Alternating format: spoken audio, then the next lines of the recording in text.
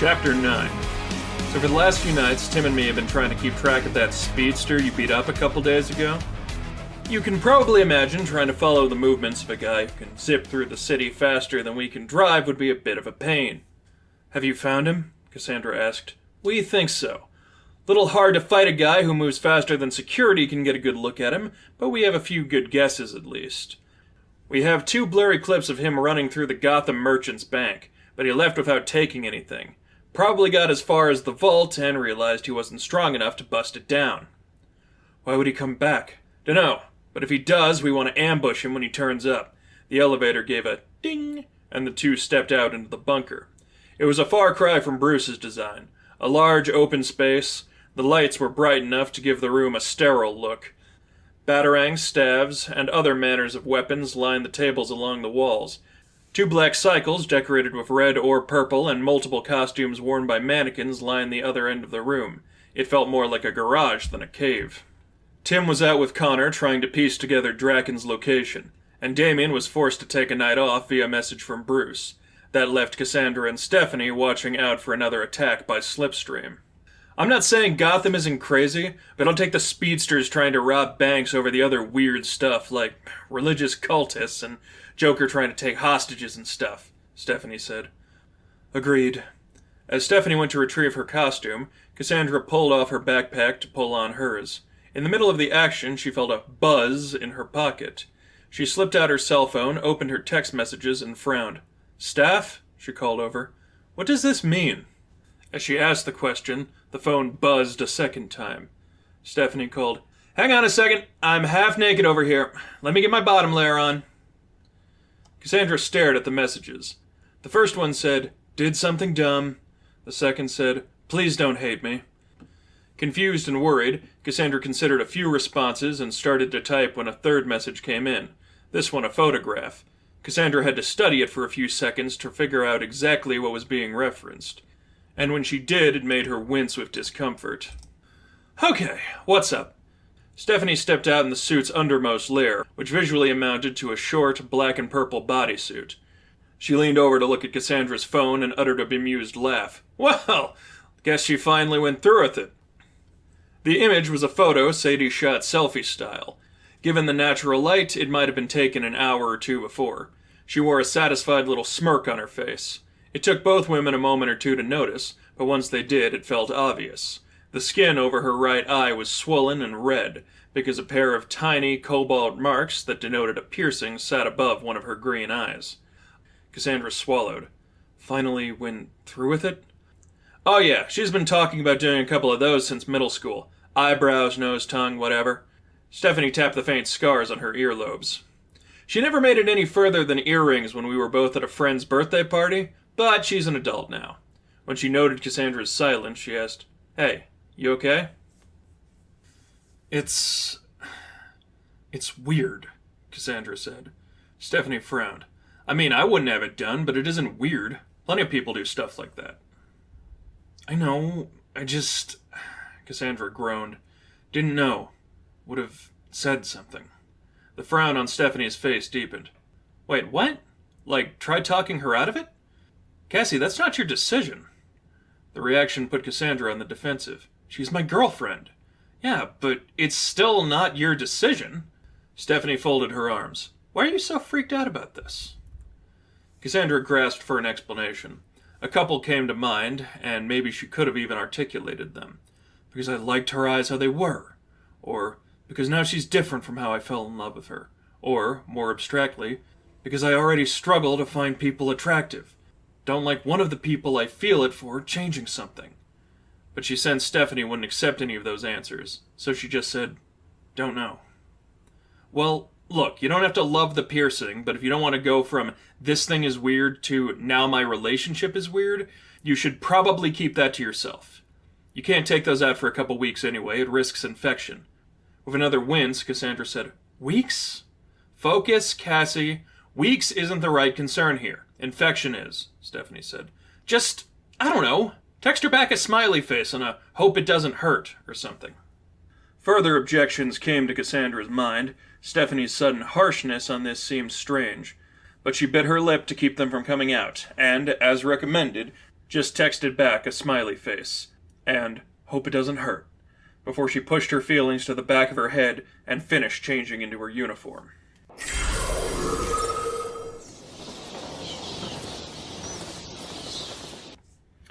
The reality of the robbery was that Slipstream was in over his head when he first attempted to break into the vault at the Gotham Merchants Bank. But the second time he arrived, he was testing the material and investigating a countermeasure. With 2 attacks already on record, additional security already surrounded the bank. Slipstream accounted for both that and for the door of the vault. 5 police officers converged when the alarm sounded and positioned themselves as far as a block away in anticipation of another attack. All of them would later describe being struck by the same man, sometimes 2 or 3 of them, garbed in a suit of silver armor with green trim on his shoulders. Within minutes, the assailants had dwindled to 1, who approached an officer on the verge of unconsciousness. "Now, how could one guy have attacked you from all those places at once? You're hallucinating, officer. Must be a figment of your imagination." "You spent all night coming up with that one, jackass?" Slipstream asked. "Don't you dare take this away from me!" Between both of their distorted voices, each sounded more machine than man. "Is that vault open yet?" Within 10 seconds, Slipstream vanished and reappeared, seemingly in the same blur. "Harmony's still working on it." "May as well get in there, then. Nothing better to..." Figment shouted in pain as a surge of electricity blasted through his suit and forced him to the ground. Slipstream looked up and took his stance as Angel and Batgirl descended clearly into view. "If you need some better entertainment, I'd be happy to oblige." Batgirl slid another electrified batarang between her fingers. Slipstream's sidestep as she threw looked more like a teleportation to the naked eye as he helped his partner to his feet. Figment asked, "Are these the same 2 from last time?" "Yeah, they're good, at least as far as chicks in suits go." "There's the casual sexism again," Batgirl said. "You're just making me want to rip off that mask and pound your face." It was then Figment who stepped forward and cracked his gloved knuckles. "Let's see how many of mine you can hit first." Within moments, the criminal multiplied himself 4 times. His new forms appeared seemingly from nowhere. Both women exchanged confused looks for a moment, but were on their guard in the next. 2 Figments attacked each of them. Each started with a strike to the front that both easily dodged, but then struck from the side. Batgirl and Angel dodged these as well, but the movements emphasized the pace of the fight to both of them. Angel drew her katana, Batgirl went for her staff. The 2 had been outnumbered many times, but Figment's assault was highly concentrated. A strike to one was immediately followed by a duplicate taking a lunge toward them. It wasn't that he was especially skilled, but his numbers allowed him to remain unpredictable. Soon enough, Angel defeated one with a kick and a strike with her sword, but moments later 2 more simultaneously kicked her in her lower back and knocked her to the pavement. Batgirl took the cue to improve her guard. Though right after she dispatched one with a staff thrust to the face, 2 more punched her in the stomach, and a third floored her with an elbow to the back of the head. "Sheesh, must be convenient to be everywhere at once," Slipstream said.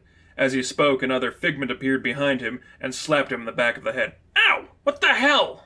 "It'd be even quicker if you'd get your hands dirty." "Oh no, I took these 2 on once. I just want to see 'em get beat." As they spoke, the 2 heroes pushed back to their feet. The 4 Figments looked to be 10 now, 5 of whom surrounded each of them. "Guess the bat didn't teach you when to stay down." Angel threw herself toward the nearest Figment, bashed him away with the hand she held her sword with, before she turned around and countered the next 2 that rushed at her. With a drop of her blade, she smashed their heads together. "He taught us not to." "Good one!" Batgirl spun as fast as she was able to dodge another quick strike from her attackers. "Look at you 2, just not getting it," Figment said. With that, 2 more of them broke from their positions and ganged up on Batgirl, as 2 more kicked her in the stomach. She was forced back, gasping for breath as she bumped into Angel. Both realized the Figments had formed a complete 10-man circle around them. "Of all the things in this city you could be fighting, it's us," the 10 spoke simultaneously. A twinge of discomfort ran through Batgirl and Angel. "Killers, muggers, people screwing around with the weather. We're just trying to fight a corrupted financial system. It's not right bigwigs like Wayne and Cobblepot keep getting richer and richer in this city." "Oh, great! It's an entire team of itty-bitty anarchies," Batgirl said. "Hey man, keep that do-gooder crap to yourself," Slipstream said. "You don't speak for the whole team. I'm getting the hell out of here as soon as we've got the cash." Just after he spoke came a thunderous boom from within the Gotham Merchants Bank. For a moment, the world seemed silent, and once the sound returned, Figment said, "Looks like we hit pay dirt. Gotta wrap this up," and the 10 Figments converged. "You got any ideas?" Batgirl asked. "No. You? It's not very good. I was hoping you'd have something better, but I guess we don't have a choice." As the 10 rushed in, Angel took to dodging and striking back at whatever attack she could, but was quickly overwhelmed by just how many fists came flying at once. Multiple struck her face and guts one after another. Batgirl took a different tactic, as she dropped her staff and drew a pair of electrified batarangs from her belt. She wielded them like knives and slashed at any Figment she could, noting the shouts of pain with whoever she came in contact with, and how the clone seemed to freeze in place for a few seconds when she did so. It wasn't perfect by any means, but it seemed to stem the assault, at least for a few seconds at a time. "Electricity slows them down," she called to Angel. "Go for something shocking!" Angel, too, drew her weaponry and followed her friend's orders. Though still outnumbered, fighting perhaps 3 at once while the other 2 were stunned was certainly preferable. With a moment between dodges, Angel took a slide and delivered a front snap kick to one of the Figments she stunned. The force was enough to send his helmet flying off, but Angel stared in confusion and disgust when she saw it was hollow underneath. "Don't tell me you're surprised!" One of the still mobile Figments sucker-punched Angel while she was distracted. A dull ringing ran through the back of her head. "Please, did you really think I'd handle you both personally? These drones are all controlled remotely. You can't win if my real body is still standing, and let me assure you, it's far, far from here." Batgirl knocked the taunting Figment away with a slash of electricity and a punch, which let her stand at Angel's side again. Both were already tiring out. Their breaths were heavy, and their hearts were racing. "Well, my idea kinda worked. Didn't exactly turn the tides, though," Batgirl said. "You have anything left?" "Find the real body? But he just said he isn't here. I mean, unless he's lying."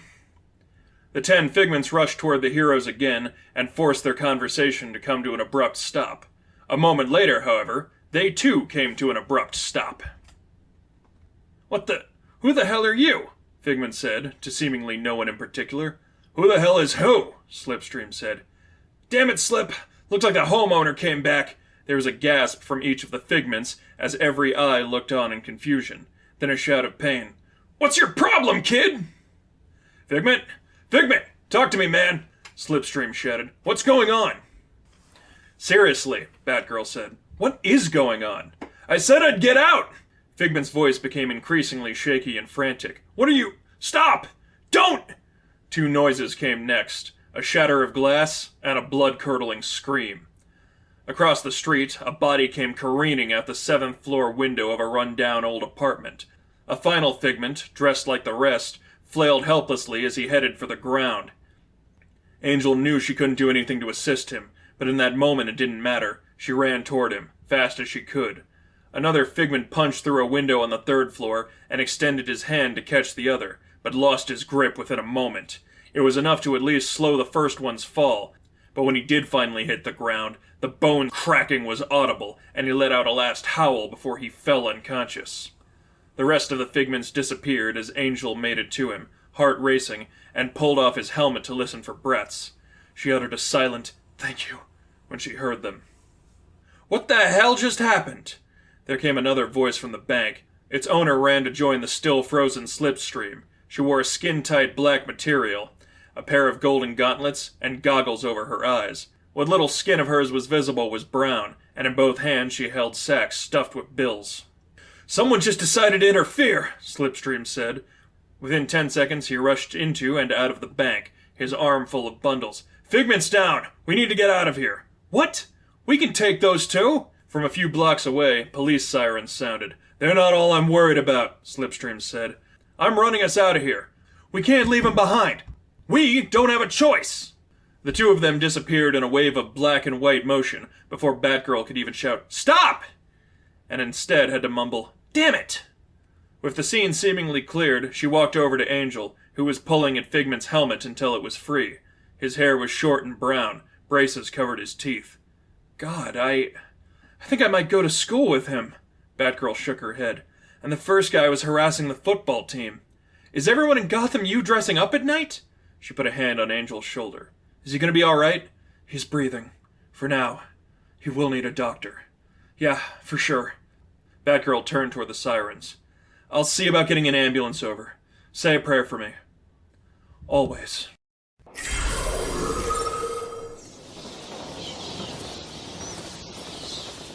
If not for the critical condition the fight left Figment in, Angel or Batgirl would have investigated the situation further. They would have looked for a sign of who had thrown him out the window and why. As they assisted the paramedics in loading the body, two figures looked down on them. What do you think? Lipov said. How long do you think she could have lasted if we left them alone? Oddman said nothing, only turned and locked eyes with him. I'd say she was doing pretty well, but I think you'd have done better. Lipov shrugged. The kid was pretty good with those toys of his, for a rookie. Perhaps we'll discuss them another time. Oddman took a step forward and laid a clenched fist against Lipov's chest. You'll fight her again soon, I promise. We just need to secure our guest of honor first.